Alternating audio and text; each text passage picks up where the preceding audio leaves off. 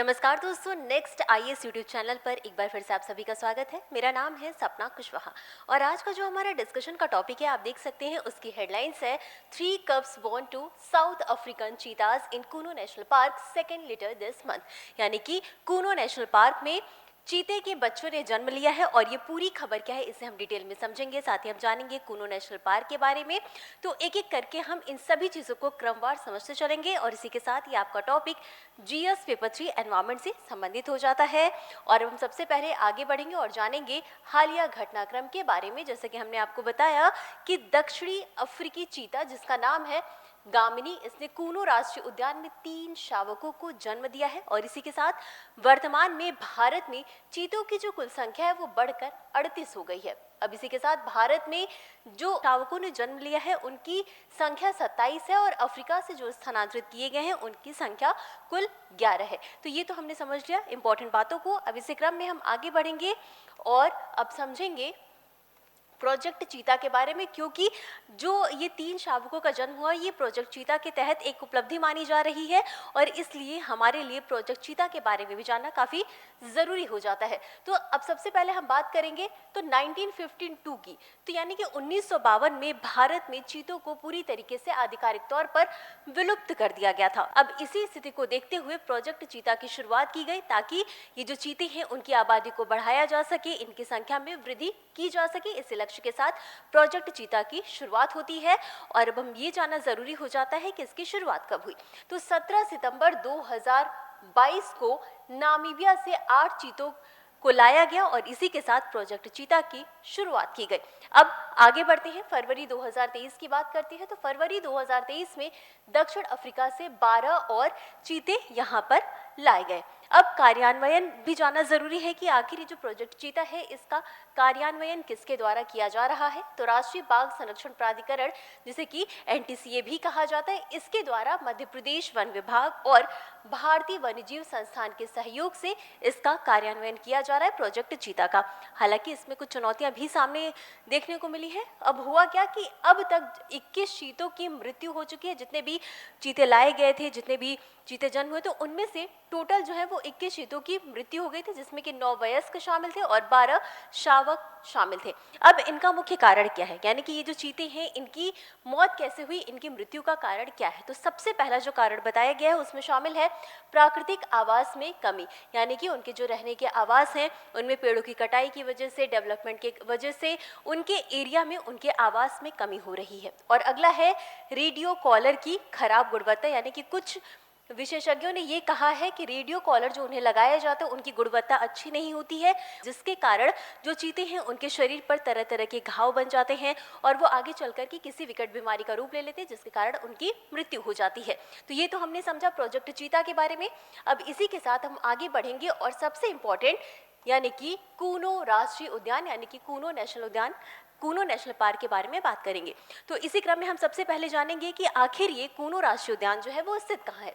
तो आपको याद रखना है कि ये मध्य प्रदेश राज्य में स्थित है। मध्य प्रदेश के श्योपुर जिले में विंध्य पहाड़ियों के पास स्थित है। जब आप मैप पे देखेंगे तो ये रहा आपका कूनो नेशनल पार्क और इसे आप अपने एटलस में जरूर देखिएगा। इसकी लोकेशन क्या है, इसके आसपास की नदियां कौन कौन सी, ये सब आपको अपने मैप में देखना है ताकि आप लॉन्ग टर्म के लिए चीजें याद रख सके। अब इसके क्षेत्रफल की बात करेंगे तो ये जो पूरा उद्यान है, ये जो पूरा नेशनल पार्क है, ये 750 वर्ग किलोमीटर क्षेत्र में फैला हुआ है। अब जो सबसे इंपॉर्टेंट बात है जो आपको याद होनी ही चाहिए वो ये है कि 1981 में कूनो वन्यजीव अभयारण्य की स्थापना की गई थी और उसके बाद 2018 में इसे राष्ट्रीय उद्यान यानी कि नेशनल पार्क का दर्जा मिला था। अब नामकरण की बात करते हैं कि आखिर इस राष्ट्रीय उद्यान का, इस वन्यजीव अभयारण्य का नाम कूनो क्यों पड़ा। तो दरअसल यहाँ से कूनो नदी बहती है जो कि घुमावदार नदी है और चंबल नदी की सहायक नदी भी है और इस कारण कूनो नदी के नाम पर ही ये जो नेशनल पार्क है इसका नाम कूनो नेशनल पार्क पड़ा है। अब इससे जुड़ा एक ऐतिहासिक महत्व भी है। ऐतिहासिक महत्व क्या है, तो एशियाई शेर पुनर्प्रवेश परियोजना की बात करते हैं जो कि एशियाई शेरों की संख्या को बढ़ाने पर आधारित थी, इनकी आबादी को बढ़ाने पर आधारित थी। तो इस परियोजना के तहत ही एशियाई शेरों के पुनर्वास स्थल के रूप में ये जो नेशनल पार्क है वो काफ़ी महत्वपूर्ण भूमिका इसने निभाई थी। भूभाग की बात करें कि आखिर ये जो राष्ट्रीय उद्यान है इसका भूभाग कैसा है, तो यहाँ पर कई तरीके के पठार हैं, घाटियां हैं और मौसमी नदियों से ये परिपूर्ण है, यानी कि यहाँ की जैव विविधता जो है वो काफ़ी समृद्ध मानी जाती है। और इसी क्रम में अब हम आगे बढ़ेंगे और यहाँ की जैव विविधता को भी समझ लेते हैं, जिसमें सबसे पहले हम बात करेंगे यहाँ पर पाए जाने वाली वनस्पति के बारे में और उसके बाद हम जानेंगे यहाँ पर पाए जाने वाली जीव जंतुओं के बारे में। तो वनस्पति की बात करें तो यहाँ पर उष्ण कटिबंधीय शुष्क पर्णपाती वन पाए जाते हैं, सवाना घास के मैदान पाए जाते हैं और नदी किनारों के वनों सहित विविध प्रकार की वनस्पतियां भी यहाँ पर पाई जाती हैं, जिसमें कि मुख्य जो कुछ वनस्पतियां हैं उनके बारे में हम बात करेंगे। तो यहाँ पर मुख्य रूप से करधई, खैर और सलाई यहाँ पर मुख्य रूप से वनस्पतियां पाई जाती हैं। अब इसी क्रम में आगे बढ़ते हुए हम जानेंगे यहाँ पर पाए जाने वाले जीव जंतुओं के बारे में। तो यहाँ पर भारतीय तेंदुआ, धारीदार लकड़बग्घा, जंगली बिल्ली, नीलगाय, सांभर, चित्तीदार हिरण यहाँ पर मुख्य रूप से पाए जाते हैं और इसके अलावा यहाँ पर 120 से अधिक पक्षियों की प्रजातियां पाई जाती हैं और साथ ही यहाँ पर विभिन्न प्रकार के वन्य जीव भी देखने को मिलते हैं। तो ये था आज का हमारा पूरा डिस्कशन। अब बारी है इससे जुड़े अभ्यास प्रश्न को देखने की, लेकिन उससे पहले आपको एक महत्वपूर्ण जानकारी दे देते हैं। अगर आप प्रीलिम्स 2027 के लिए अपीयर होना चाहते हैं यूपीएससी के लिए, तो आप हमारे सामान्य अध्ययन प्रारंभिक व मुख्य परीक्षा यानी कि जीएस फाउंडेशन कोर्स 2027 में आप एडमिशन ले सकते हैं, जिसका सेंटर है मुखर्जी नगर और ये हिंदी माध्यम के लिए है। और ये बैच प्रारंभ कब से हो रहा है, तो ये 26 मार्च 2026 से बैच प्रारंभ हो रहा है, ऑनलाइन और ऑफलाइन दोनों मोड में। और इसी के साथ इसमें एडमिशन आरंभ है। अधिक जानकारी के लिए आप 8081300200 पर कॉल कर सकते हैं, या तो आप हमारी www.nextis.com वेबसाइट पर भी विजिट कर सकते हैं और इसके अलावा आप हमारे नेक्स्ट आईएएस ऐप को भी डाउनलोड कर सकते हैं। तो इसी क्रम में अब हम आगे बढ़ेंगे और इससे संबंधित अभ्यास प्रश्नों को देख लेते हैं। तो प्रश्न है, कूनो राष्ट्रीय उद्यान के संबंध में निम्नलिखित कथनों में से कौन सा कथन सही नहीं है।